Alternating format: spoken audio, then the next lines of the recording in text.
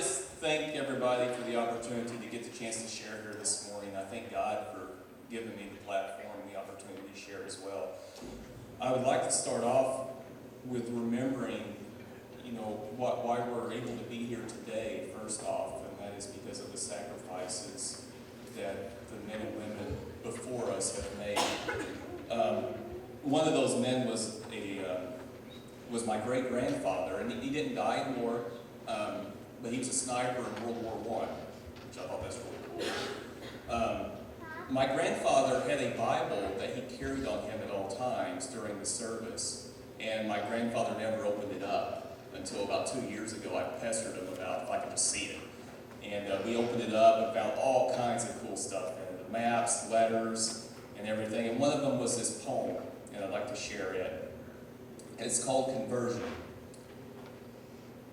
Look, God, I have never spoken to you, but now I want to say, how do you do?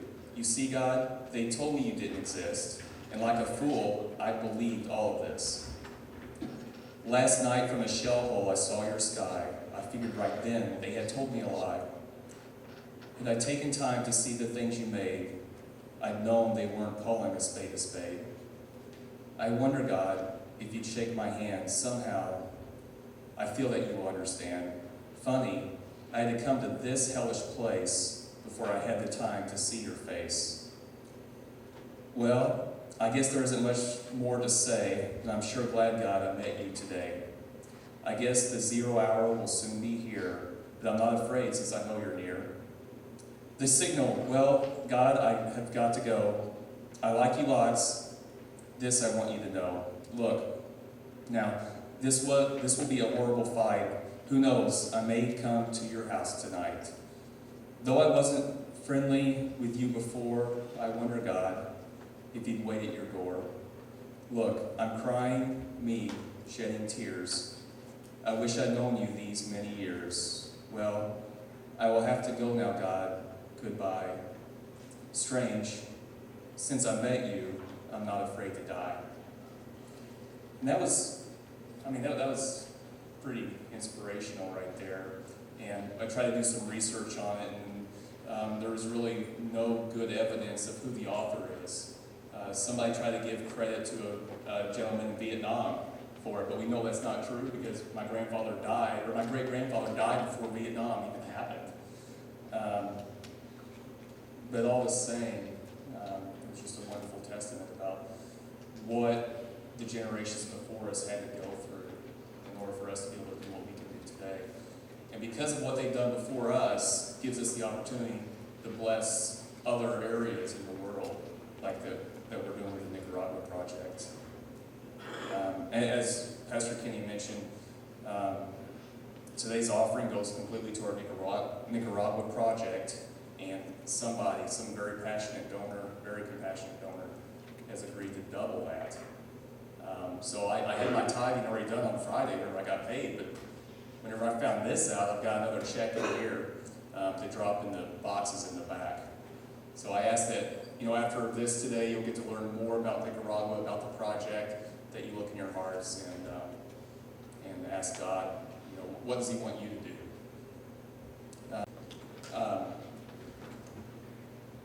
Yesterday, I attended some training, and it was on some men leadership training, but one thing that was mentioned in there that I really took to heart that I wanted to bring back here was that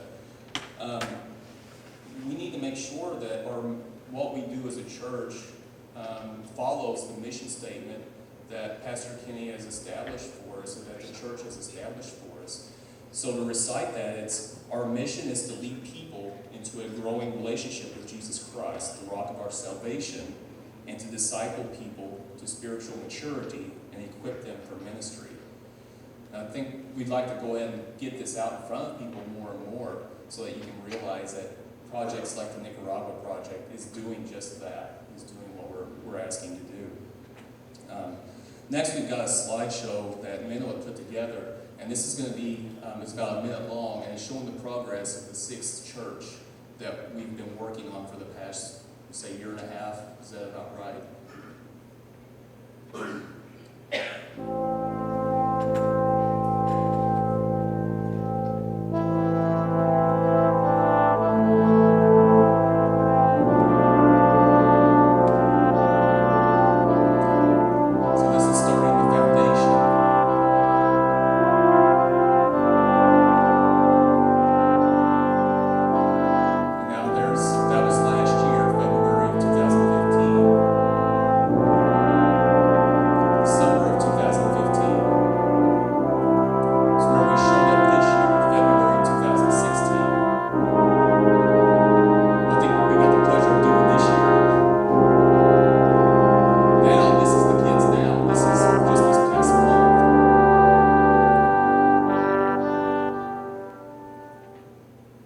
So the money that's coming for the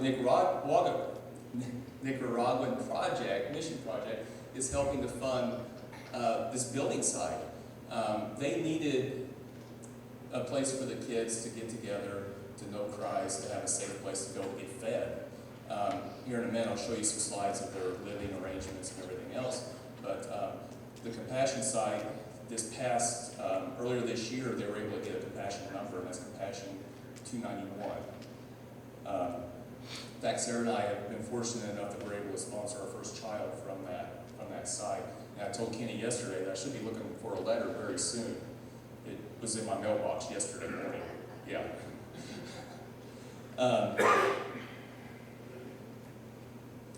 We'll go ahead and put the Nicaraguan map for you. If you don't, like, whenever I was first heard about Nicaragua, the Nicaraguan project, I had no idea what Nicaragua was.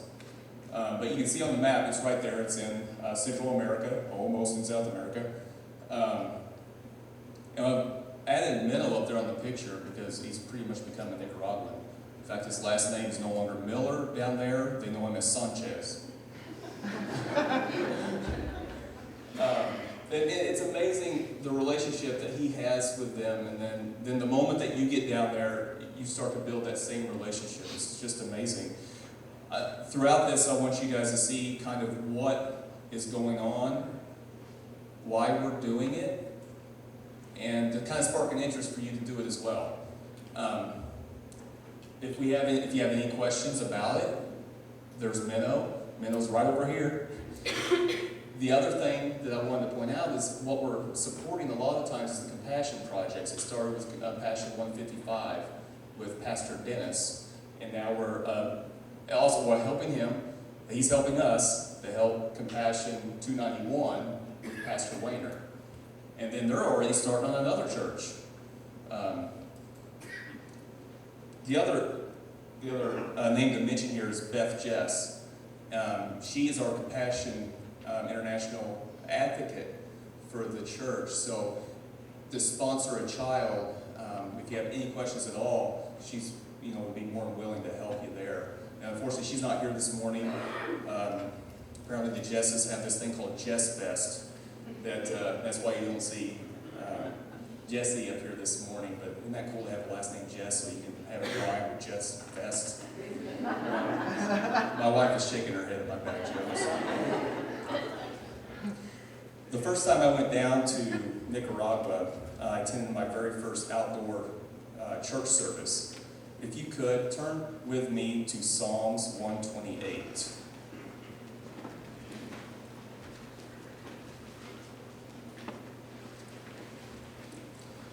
During that church service, Pastor Wayner preached on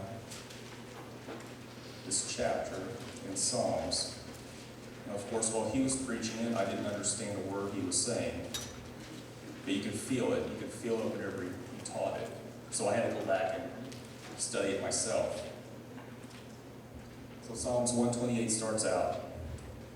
Blessed are all who fear the Lord, who walk in obedience to him. You will eat the fruit of your labor.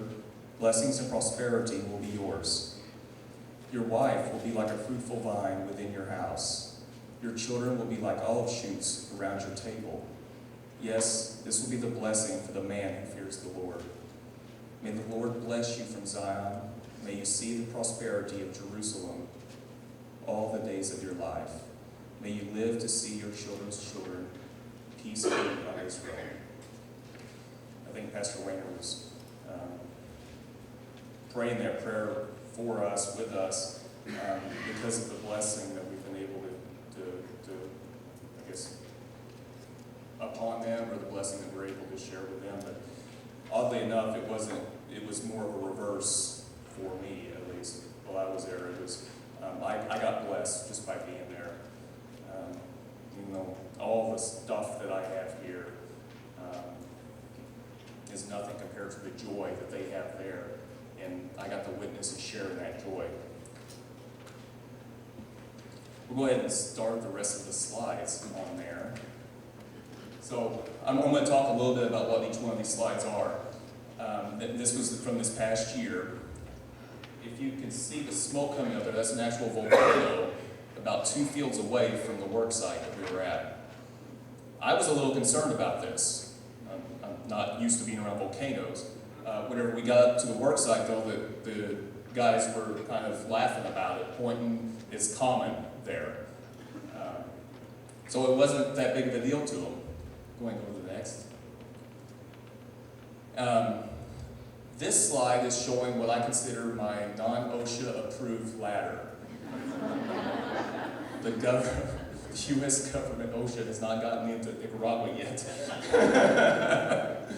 But we were at a daycare for the kids, and we had a piñata to hang up, and there was no ladder tall enough to reach the top. So they grabbed the one ladder that they had, which was nailed together, not by 2x4s, but more like 1x4s, nailed together, that wouldn't reach all the way to the top. So we held the ladder up as the young lady went and tied the piñata string around. Go ahead. This next one is of a lathe. Now, as some of you know, I work at Hyder here. I'm not a machinist, but I know what a lathe is. And I've worked with some machinists, and I just had to show him that quit complaining about your working conditions. The machine shop is right next to Pastor Dennis's house, and this huge lathe, the guy's making chips. But he's out there working right now on this huge lathe, and you don't see any guards or anything else like that on there. A lot of people that go, or haven't gone, are scared of the food. They don't want to, they're scared of what they're going to find. If you go with me, I'll eat your food, that's great. I'll be more than happy to do that. Or Minnow as well. Pastor Dennis's wife, Ada, makes our meals for us while we're there, and she cooks everything over a fire pit. There's no oven, there's no grill or stove in her kitchen. It's just a big fire pit. And I had joked about making money off this. I was going to bottle up the smell of that kitchen and put it into a candle and sell it here in the United States. It was amazing. This is their traditional cheese soup that's often served during their Lent. Often around here you'll see places have fish fries on Fridays. Their traditional one is the cheese soup. So it's got a piece of fried cheese in there. Again, if you come and you don't want to eat that, I'll eat it for you. Another plate, the pico, or the salsa, is some of the best fresh salsa I've ever had in my life. So again, you don't eat that, that's fine, I'll eat that. The rice had shrimp in it. She did realize, Autumn realized, that a lot of the people that come down, their taste buds aren't the same as down there, so a lot of fried chicken. I didn't take any pictures of fried chicken because I care a little less about that. But now we'll get to the work site.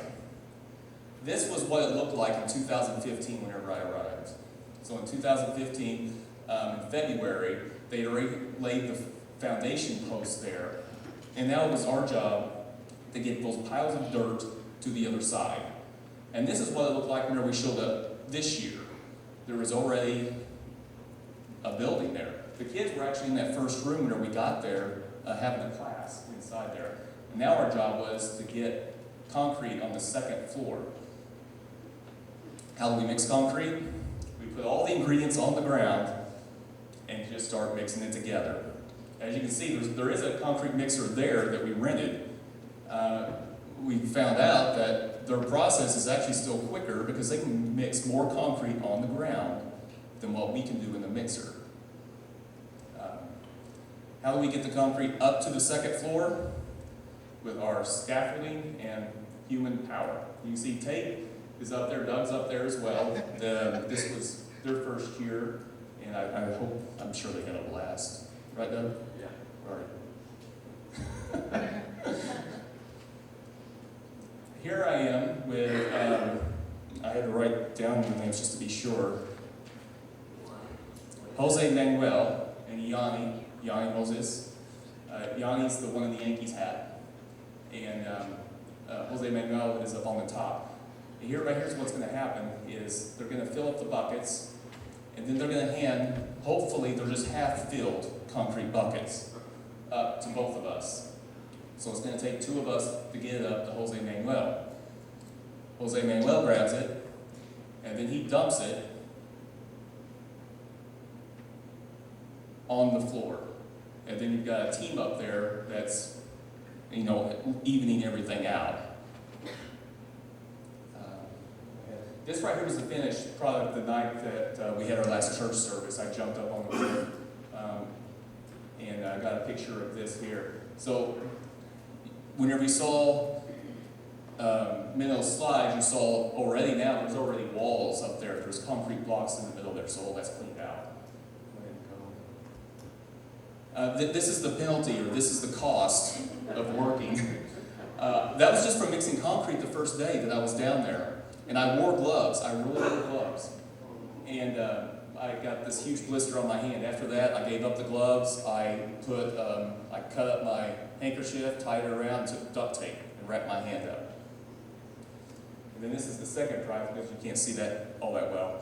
But my arm was bruised up all the way up and down. And Yanni, I couldn't figure out why he had these nice sleeves on his arms. And he was trying to tell me, but I didn't understand. And after the first day, I realized why he had those sleeves on his arms. Whenever we went to pick up the buckets, it kept his arms from looking like that.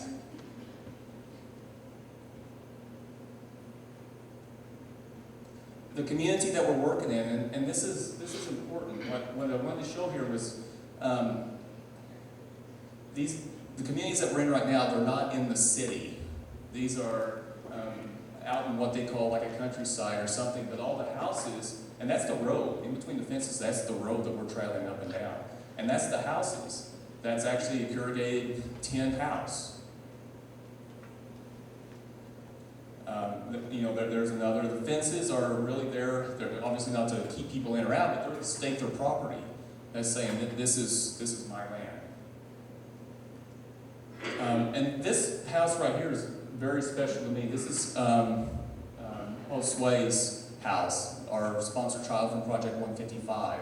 And I'll have more pictures of him because I'm super proud of that boy. But this is where he lives with his grandmother and grandfather. His grandmother is completely blind, suffering from diabetes, and doesn't have function of her legs. His grandfather is suffering from diabetes as well, he was working that day, which I didn't think he was still going to be alive this past year coming up there. He missed school last year because he had no way of getting there. So just imagine leaving a 7-year-old with people that he had to take care of. So he had to be the adult. The 7-year-old had to be the adult to take care of his grandparents. Next. This was the church service that night. The same night that I took the picture of the roof, this is the church service, and the video that you saw of Catherine singing, they were celebrating us being there. It was amazing. And here's the family right here. We got Kevin, Pastor Wayner, Catherine, and Sotomayor, the son and daughter of Pastor there. The next slides are pretty much the kids right here. This was in 2015. Whenever I attended the first church service, I met these two boys. Go ahead and go to the next one. In 2016, I saw the kid in the blue shirt, and I handed him my phone. He went off with it. He took off with my iPhone. I'm like, oh no, what did I just do? He went and grabbed the other boy, because these were the same boys from the previous year that were at that church service.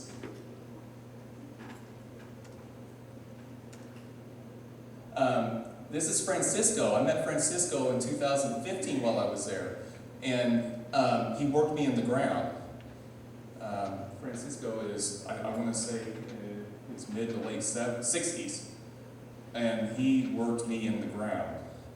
And whenever I found out his favorite baseball team was the San Francisco Giants, because his name is Francisco, I asked Mendo to take down a hat for me, so I sent him down a San Francisco Giants hat. This past year, whenever we were down there, I didn't see him. I was concerned, worried. But at that church service that night, he was there, and he told me he had to work, actually. So he was actually working down in the city, and that was why he wasn't able to attend. But he wasn't going to miss the opportunity to see us again. I'm so thankful for that. This is Kevin, Kevin, and Kevin. I found out that this term is called tocayos. Kevin is the first one in the striped shirt is the son of Jose Manuel, the guy that was on the top dumping the concrete and everything. And then, of course, Kevin Bell there, he is the son of the pastor. So he's also the one that was playing the guitar in all of that music. Kevin, in the pink shirt, he is an accountant in the city of, I think it's in Lyon. And, but he still lives at the project site, or he still lives with his parents there. The daughter, Catherine, I think she's an accountant in Managua. Is that right? And I think she just comes back on the weekends for it. These are some of the guys that we were working with. The first guy, Peter, this guy is huge. This guy would take a bucket of concrete, and his bucket would not be half full, it would be almost completely full. And he would just pick it up with one hand and hand it to us. He's a workhorse. He had to work during the day. During the day, he's a taxi driver in the city of Lyon.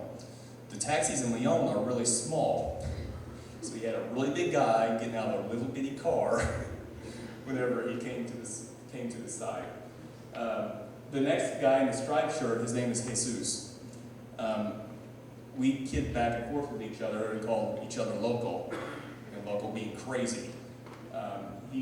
He's another workhorse. He works hard. You can tell he probably plays hard as well. Very good guy, and super excited about the relationship that I've got with him now. And the guy in the vest there is Yanni. Yanni was the guy that had the Yankees hat on. So me and him got a lot of time together as we was putting the buckets up. That was Pulse Play. That's our sponsor child from Project 155. This was taken in 2015 whenever I got to go and actually meet my sponsor child. So that kid that I send a letter to every now and then, the kid that I spend, we send $45 to every month, that he exists. He's right there. That was in 2015. In 2015, he wasn't very social. He didn't have good hygiene. He wasn't very social, and he was self-conscious about that. And this is him in 2016. At the same place with a bunch of other kids. He would have never got up there with other kids last year. This is a picture of his bed. In the summer of 2015, I had a bonus check from work, and Sarah and I decided to send it to him and his family. I didn't think much of it. Sarah didn't think much of it. It was just a bonus check. That's what we're going to do with it. And I get this picture back and letter about this bed that he bought, not realizing he never had a bed before. And then when we were down there this past year, Pastor Dennis gave a big speech and he made me cry about this stinking bed. But he was talking about the importance of whenever he grew up, he didn't have a bed either. He shared a cot with his brother, and the importance of a bed to a child and where it can take him just builds up his self-confidence. So, as much as we would like to just grab each one of these kids and just bring them here to the United States, Minnow wouldn't let me. What we want to do is build up their confidence to teach them the ways of the Lord and give them the strength and the courage to grow up and be leaders in their community, to make a difference there. And actually, one of the directors of the Compassion 155 site is one of these kids. He was a Compassion kid several years ago. I'm pretty sure that was a story that he had told me. But that's what we're doing. We're trying to encourage them and build them up to become leaders so that their communities can become greater. I mentioned Compassion 291. Right now, if you go to the website and you type in on your search NI 291, there's a child, Jesus, that's needing a sponsor. Right now on the website, 155 doesn't show any children, and neither does this is the only one for 291. Although I know that there's more out there, and that's where if you feel it on your heart to sponsor a child, I recommend Jesus right now. But Get with Beth, Jess, ask her questions about what she can do to help get you lined up. If you're wanting to sponsor Jesus right now, let me know. I will help you get him sponsored. I would love to see him sponsored today before we leave. And again, that's at the same church service, same project that you just saw.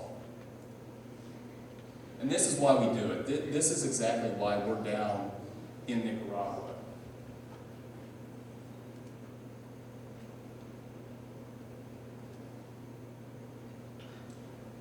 Do you know Minions were big down there too? But this is exactly why we do it right here. This was last year. Last year while we were there, they were holding their service outside. That's exactly why we do what we do. That's why it's tied back to our mission statement, that our mission is to lead people into a growing relationship with Jesus Christ, the rock of our salvation, and to disciple people for spiritual maturity and to equip them for ministry. Now, if you could, please turn with me to Psalms 138. This was the second psalm that was shared with me that night. That first outdoor church service that I attended. Likely the first church service I ever cried at. I don't like crying.